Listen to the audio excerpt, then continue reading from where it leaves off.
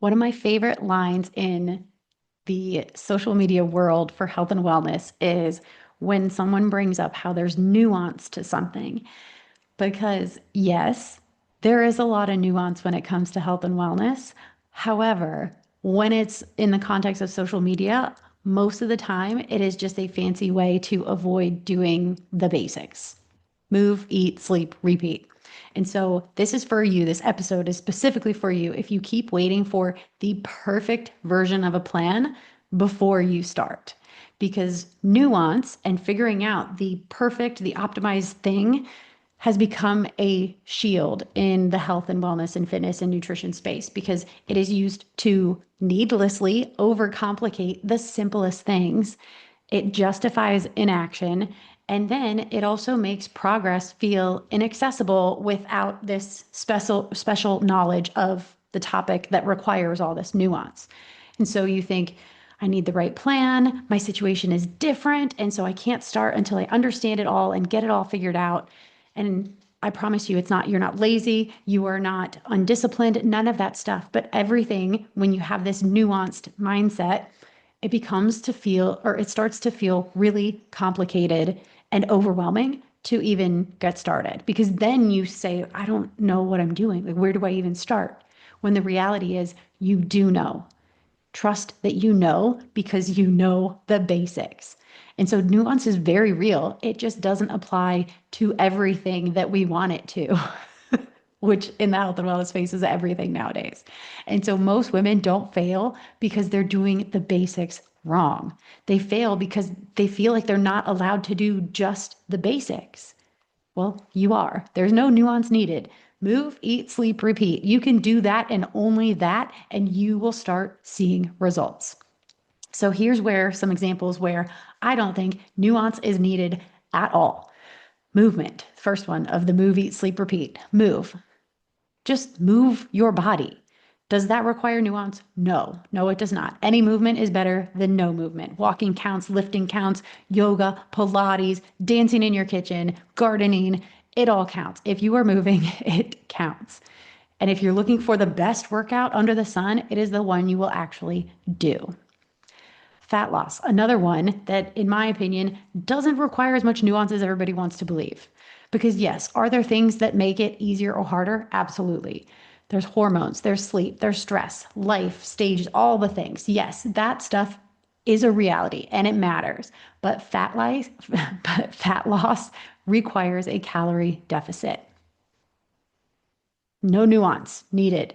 Fat loss requires a calorie deficit. You cannot biohack or supplement or hormone balance your way around the fact that you need a calorie deficit to lose fat.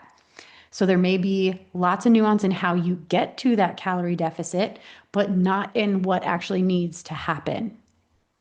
Sleep is another one where tons of nuance exists if you want to get into the weeds of sleep and sleep cycles and REM and optimal temperatures and all the stuff.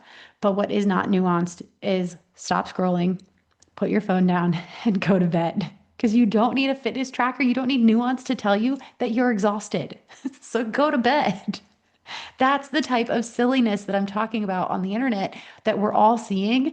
That even if you follow some really fantastic health coaches and fitness experts and nutritionists in the comments, which if you read the comments, I do, there are always people in there that say, well, it's always anecdotal. Well, this happened. This was my situation. That's great. Yes, nuance is appropriate in some scenarios, but on the basics, move, eat, sleep, repeat. No nuance is needed. On the flip side, where nuance does come in handy, exercise selection in terms of your injury history and your preferences and what will actually keep you showing up. Sure, if you hate a certain type of workout, yeah, that type of nuance does. But in general, go move your body. It's the same thing for food. I'm sure you have specific preferences. You may hate carrots or you may love them. Like, so yeah, that type of nuance, it's very personal. But in terms of the social media health and wellness space, everyone wants to bring in nuance where it is not necessary because it has a fantastic place for personalizing the execution of the basics. You can get very nuanced about your specific preferences and needs and lifestyle and all that stuff. However, Many cases nowadays, nuance is used to eliminate personal responsibility because it's something else's fault, because it's a special situation, because there's a certain thing that you just don't get about my situation or my circumstances or my whatever.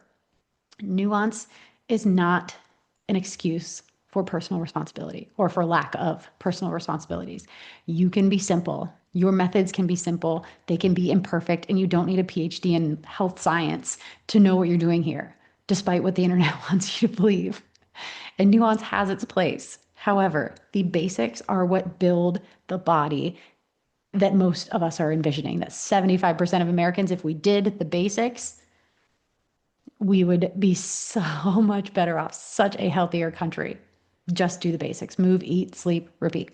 So that's today's daily bit of fit. Take it and run or walk or stretch. Just go move. That's it for today's daily bit of fit. I'm Coach Mack from Running with Bacon, reminding you that small steps really do add up. Make sure to follow or subscribe so you never miss a bit. And if today's episode hit home, send it to a friend who might need it too. And if you ever want a quick pep talk tailored just for you, DM me on Instagram because I'm always happy to send some encouragement your way. You can find more support and my health coaching resources at runningwithbacon.com, or come hang with me on Instagram for some healthy fun. Until next time, keep taking those small steps because you don't need a perfect plan, just a consistent one.